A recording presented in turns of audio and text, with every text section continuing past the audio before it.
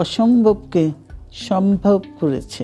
BNP chairperson ও সাবেক প্রধানমন্ত্রী বেগম খালেদা জিয়াকে সম্প্রতি অতি গুরুত্বপূর্ণ ব্যক্তি ঘোষণা করেছে সরকার।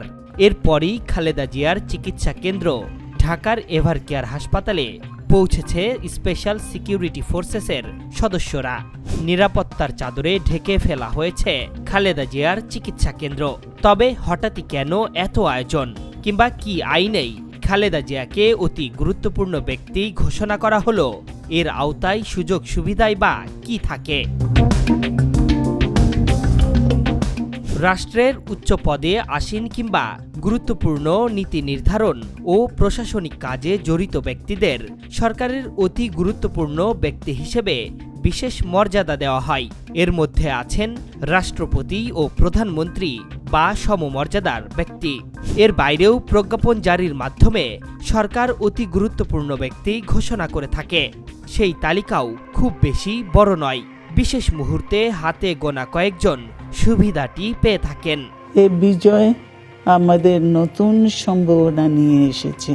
বিশেষ নিরাপত্তা বাহিনী আইন 2001-এর 2 ধারায় উল্লেখ রয়েছে, অতি গুরুত্বপূর্ণ ব্যক্তি অর্থাৎ সরকারি গেজেটে প্রজ্ঞাপন দ্বারা কোনো বিদেশি রাষ্ট্রের রাষ্ট্রপ্রধান বা সরকার প্রধান এবং এই আইনের উদ্দেশ্যসমূহ পূরণকল্পে অনুরূপ ব্যক্তি বলিয়া ঘোষিত অন্য কোনো ব্যক্তিও ইহার অন্তর্ভুক্ত হইবেন। এখন প্রশ্ন হল, কিভাবে ঘোষণা করা হয় অতি গুরুত্বপূর্ণ ব্যক্তিকে?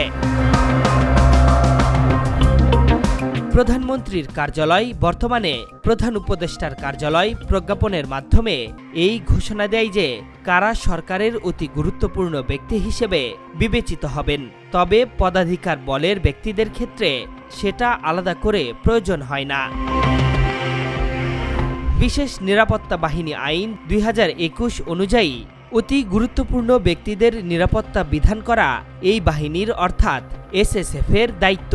রাষ্ট্রপতি ও প্রধানমন্ত্রী বা অন্তর্বর্তীকালীন সরকারের প্রধান উপদেষ্টা ছাড়াও আইনের 8-এর 2 ধারা মোতাবেক এসএসএফ বাহিনী বাংলাদেশে অবস্থানরত অতি গুরুত্বপূর্ণ ব্যক্তিকেও দৈহিক নিরাপত্তা প্রদান করিবে। অর্থাৎ সরকারের অতি গুরুত্বপূর্ণ ব্যক্তি ঘোষিত হলে তার সার্বিক নিরাপত্তা নিশ্চিতে এসএসএফ নিয়োজিত হবে এবং তার দৈহিক নিরাপত্তা প্রদানের জন্য প্রয়োজনীয় সব ব্যবস্থা গ্রহণ করবে।